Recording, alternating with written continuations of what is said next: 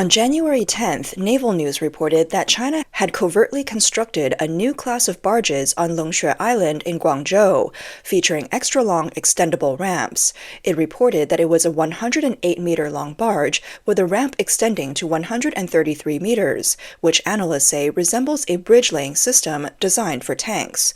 Some people speculated that the extended ramp could help CCP armored vehicles over coastal obstacles for rapid assaults, but its effectiveness in challenging terrain remains uncertain. U.S. analyst Damian Simon noted that this extended ramp could enable CCP armored vehicles to bypass coastal reefs, soft beaches, barbed wire, anti-tank trenches, and other obstacles.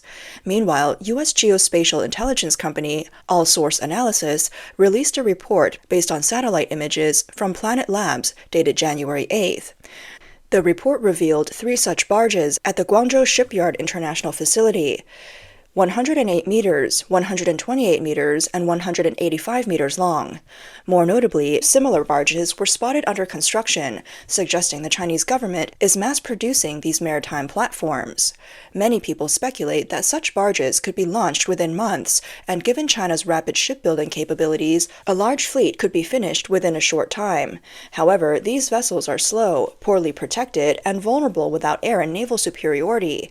Any attempt at a lightning assault across the Taiwan Strait would likely end in disaster, as they could become easy targets for cruise missiles, anti-ship missiles, or drones before reaching their destination.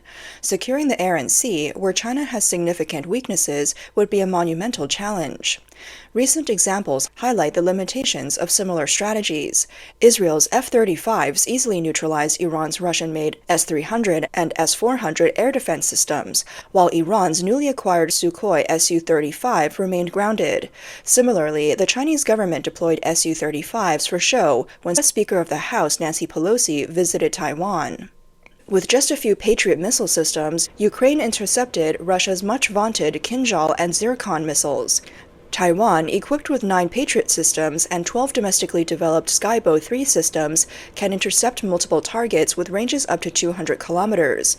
Against such a robust defense network, China's Dongfeng Express missile force and J-16 fleet could be easily neutralized.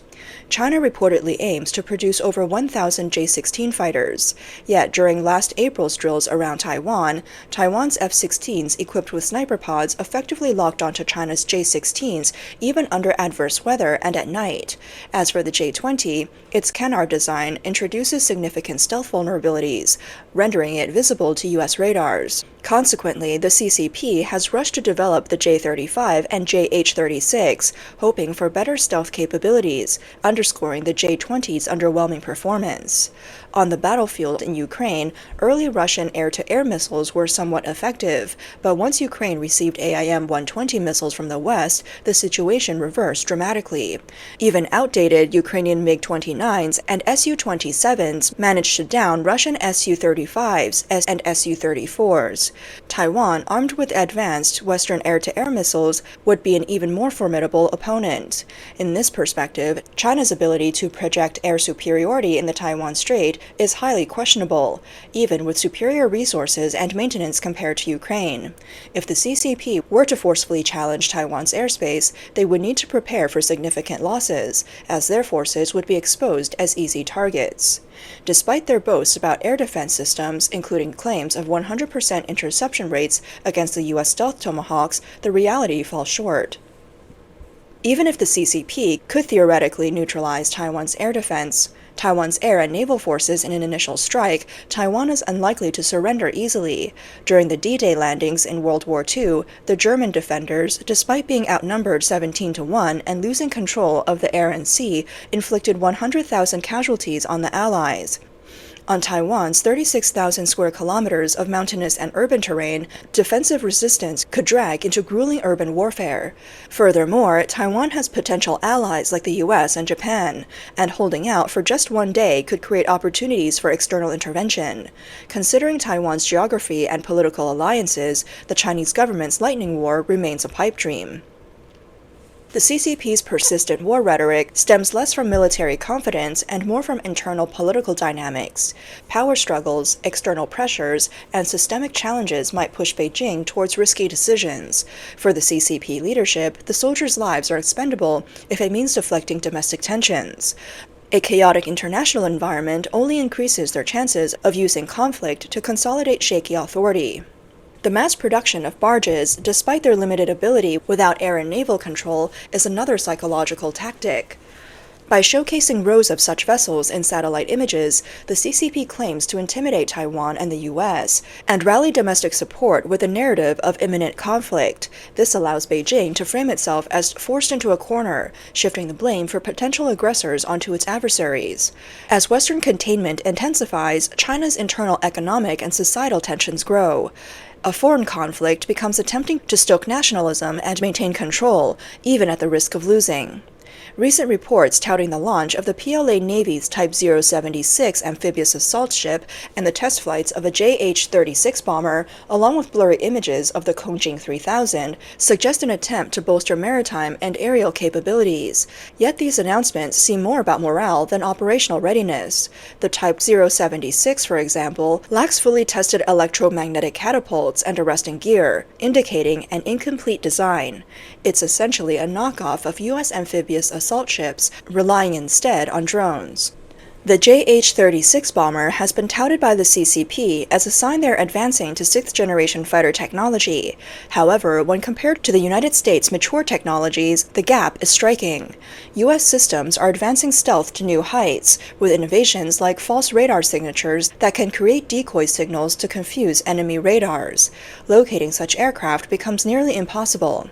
Meanwhile, the U.S. is already debating whether to integrate AI or human pilots into its sixth-generation jets, underscoring its technological lead. In contrast, the CCP's claims of flying wing stealth are undermined by a lack of advancements in active radar deception. The flying wing design of China's JH-36 may theoretically enhance stealth, but it introduces over 600 square meters of radar cross-section, more than twice that of the F-22. Achieving the subsonic maneuverability of the F-22 would require 4 to 5 F-119 class engines, while the JH-36 currently relies on just 3, leaving it underpowered and relegated to a medium bomber role. Similarly, the KJ-3000 airborne early warning system, leaked on December 27th, is touted as an upgrade over the KJ-2000, with a ceiling 3,000 meters higher and a 360-degree radar view using 3 active phased array antennas. However, turning this into a combat-ready system could take 4 to 5 years. Despite these gaps, the CCP appears to be rushing production and expanding its fleet of barges, projecting a sense of urgency as if conflict were imminent. On the international stage, geopolitical tensions are intensifying as major powers align to secure their share of influence in future conflicts. The U.S. remains determined to prevent the CCP from seizing Taiwan. On January 5th, U.S. National Security Advisor Jake Sullivan visited India and emphasized deepening cooperation on technology, economics, and security. Speculation is rife that the CCP may act against Taiwan around January 20th, and the U.S. is positioning India to create distractions in South Tibet or Kashmir. In exchange, the U.S. has promised military support while working with NATO and Israel to pressure Iran and weaken Pakistan's deterrence against India. Even the exposure of telecom scams of Miyawadi, Myanmar, is unlikely to be coincidental. These operations, sustained by resources from CCP elites, have drawn Western retaliation. Once hopeful that investment could democratize China, the West has abandoned such illusions, instead using scandals like these to force concessions. However, the CCP is unlikely to yield.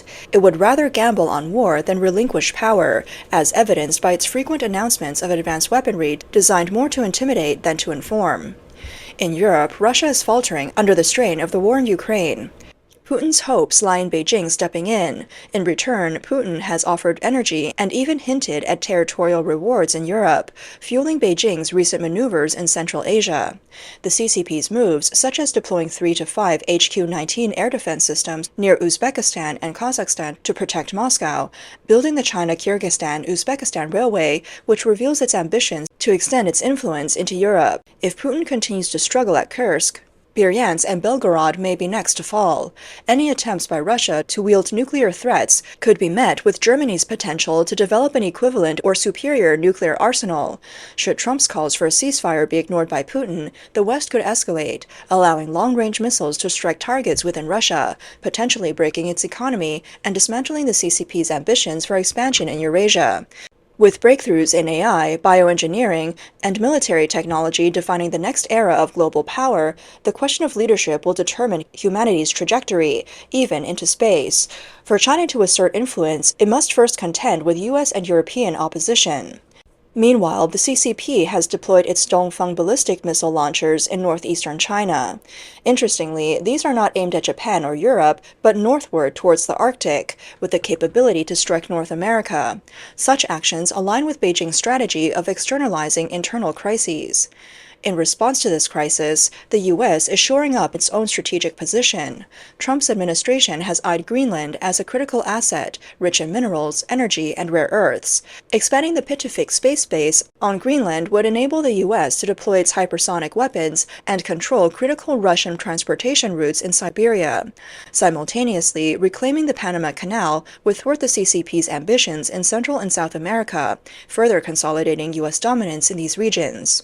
While Japan is aligned closely with the U.S., its recent high-profile reception of People's Liberation Army's China Eastern Theater Command delegation has raised eyebrows. This seemingly contradictory move is better understood in the context of Japan's dependence on China for its economy, supply chains, and security considerations.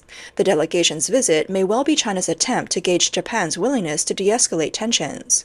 Back in China, cracks in the facade of the PLA's mighty image are becoming harder to conceal. On January 8th, a PLA training video was released, only for the comment section to spiral into chaos. Critics liken the CCP to earthworms that burrow within their own borders without real combat capability. Others mocked, "If you're so strong, why can't you make foreigners stop bullying Chinese people?" These comments were quickly deleted by the official account, leaving only a few positive, curated remarks. Footage emerged from a naval training base in the South China Sea, showing instructors telling soldiers, "If you run out of bullets, use your belt. If you don't have a belt, use your fists." Online users ridiculed this as a sign of desperation, joking, "So the PLA's tactics is to fight to the death? What's the difference between them and wooden dummies?" This disjointed scene reveals the rigidity of the system and a military struggling under its own inefficiencies. The PLA's primary issue lies not in equipment or training deficiencies, though those are significant, but in its over-reliance on propaganda. Efforts to maintain the illusion of strength through censorship and exaggerated slogans increasingly fail to convince a skeptical public.